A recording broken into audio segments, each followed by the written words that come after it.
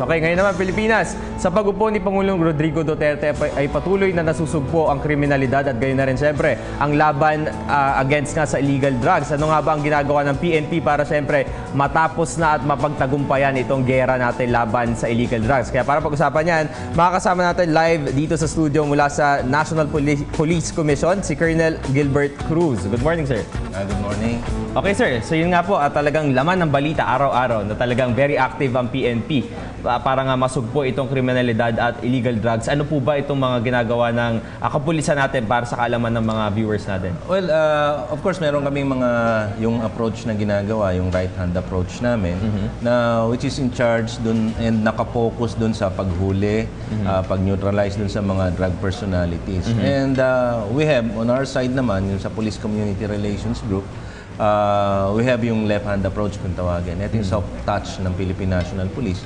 Like yung nagkokonda kami ng mga lectures, drug awareness, anti-illegal drug awareness, dun sa mga schools, sa mga barangays, at saka yung mga lugar kung saan talamak at kung saan marami yung droga. Okay. And then, doon nga, lumabas na yung mascot na bago, yung si Chick Bato, yung nakikita yung malaking mascot. And then we have yung puppet show namin, yung Tatay Digong and the Addicts, na ginagamit namin para sa para sa drug awareness campaign namin. Kasi alam mo naman, yung mga bata, kailangan kunin mo yung attention eh. Tama. For them to listen dun sa binibigay mo sa kanila, kailangan kunin mo yung attention. And ang pinakamagandang naisip namin is gumawa kami ng puppet show. Okay. And yan nga, yung bagong mascot natin, si Chick Bato. So, Colonel, magandang sinisimulan nyo mula sa mga bata pa lang. Talagang tama. sinasama nyo na sila dito sa laban against illegal drugs. Kamusta po yung reception ng mga kabataan? Maganda eh. Actually, nagkakaproblema na kami dun sa schedule ng mga talent namin. Okay. Ilan po ba yung mascot natin, sir? Actually, isang set lang eh. Isa lang, okay. Kaya nga, ang hirap dahil we're servicing the whole country. And actually, this week meron kaming Bicol and last time we have Baguio. And then aside from that, yung mga schools pa. Kaya lang isang set nga yung ginagamit namin. And the chief, which is very generous naman, sabi niya, dagdagan niyo yung mga puppets niyo tsaka yung mga mascots niyo para makatulong. And of course, itong ginagawa namin, nakatandem naman kami dun sa crime awareness program ng National Police Commission. Okay. Alright, Colonel, speaking of crimes, maybe it's too early to compare kung paano yung crime data before as to now. Pero sa ngayon, so far po, sa pag-upo ni Pangulong Duterte, kamusta po yung datos natin sa crime?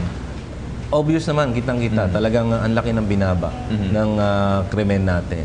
Aside yung mga nahuhuli natin na almost yung sumurrender is close to 700,000.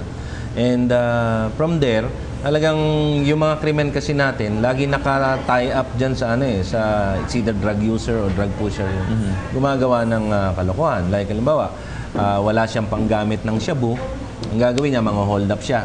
O kaya mangi-istapa siya. O kaya magnanakaw siya para makakuha siya ng pera. So connected talaga. Yeah, it's always connected eh. Minsan yung mga nahuli nating mga riding in tandem group o kaya yung mga carnapper, minsan makikita mo sa katawan nila may mga paraphernalias. So from there, ma-assess mo na yung mga krimen na nangyayari, it's always related dun sa drug problem natin. Sir, yung 700,000, napakalaking number yun. Halos 1 million na yun. And to think, wala pa kayo sa 60 days or even first 100 days si Pangulong Duterte. So ano po yung plano ng PNP dito sa 700,000 na non-surrender na to? Yun nga, actually, yun ang pinoproblema namin ngayon. Kasi after they surrendered to us, minomonitor lang namin after series ng documentation. Okay. And to monitor them, yung 700,000 na yun na sumurrender, mahirap. Others, doon sa mga sumurrender na yun, kailangan talagang i-rehab. And we're not yet prepared o wala pa tayong ganong kalaking facility to hold yung ganong karaming pasyente. Okay. Pero ano po yung plans ng PNP and maybe other agencies para po dun sa rehab? Merong ginagawa ngayon, actually, ilalabas na yan sooner, na it will be a localized rehab na for every province or city or municipality, lalagyan ng rehab. And even yung AFP, binigyan na ng direktibo ng ating Pangulong Duterte na paggamit yung mga kampo as rehabilitation centers. Okay. Oo, kung walang lugar. Oo. Alright, sir. So ngayon naman, pag-usapan natin itong paparating na 22nd National Crime Prevention Week or NCPW. So ito, about crime pa rin to, pero Yes. Prevention Week. Ano po ba yung mga activities sa asahan ng mga kababayan natin? Maraming activity ang nakalaan.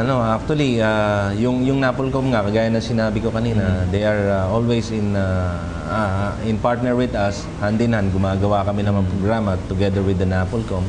As far as yung crime prevention, we have yung mga seminars, Okay. awareness programs, and then actually tomorrow meron nga kaming pito laban sa krimen. Dito laban sa Yes. krimen. So Oo. paano po magpa-participate yung mga kababayan natin?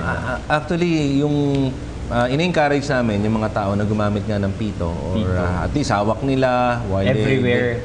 while Okay. they are working, going to work or papasok sa eskwela, pauwi. Kasi nga ang kailangan kasi yung makakuha ka ng atensyon sa paligid. Kung ikaw ay magiging biktima o binibiktima, eh at least pumito ka. Okay. Di ba? Kasi yung iba, alam mo, especially yung mga nauunahan ng takot, ang unang dapat gawin mo dyan, sumigaw eh. Eh minsan, Natutrauma na takot daw nauunahan sila. sila ng takot eh. So, kailangan ma-aware lang sila na, pwede pala akong sumigaw para to get attention. Okay. And then, after sumigaw, takbo. Okay. Hindi naman pwedeng pagpito mo, and then hihintayin mo na lang yung kriminal na lumapit Okay. sa'yo. Dapat pag pito mo, takbo ka. Okay. Yeah. Right, Colonel, so sobrang dami natin natutunan and of course talagang partner for change talaga lahat ng kababayan natin kasi Yeah. meron din silang magagawa para dito sa laban natin, laban sa illegal na droga at kriminalidad. Maraming salamat po, sir. Thank you. Muli Thank you, nakasama Bruce. natin ang Director ng Police Community Relations ng Philippine National Police. Walang iba kundi si Colonel Gilbert Cruz. Thank you so much, sir. Okay, tuloy-tuloy pa rin po ang ating live discussions. Lahat ng yan sa pagbabalik ng Good Morning Pilipinas.